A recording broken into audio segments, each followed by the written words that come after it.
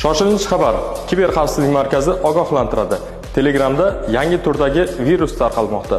Oldin sizga qarzdorlik, chaqiruv xati, to'lgan kunga taklifnoma kabi nomlar bilan tarqalgan APK virusli ilovalari endi sizga rasm yoki video ko'rinishda kelishi mumkin.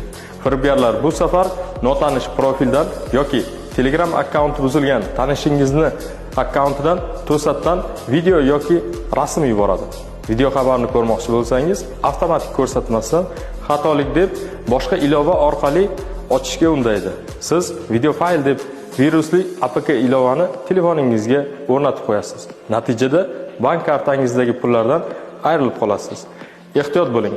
Firibgarlarning yangi nayrangiga aldanib qolmang.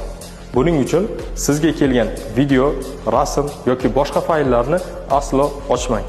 Oddiy video Telegramda qo'shimcha dasturlarsiz o'zi ko'rsatadi. Xatolik deb ochmadimi? Bilingki, bu shubhali fayl, virus, darhol uni o'chirib yuboring. Ogoh bo'ling, pullaringizni firibgarlarga berib qo'ymang.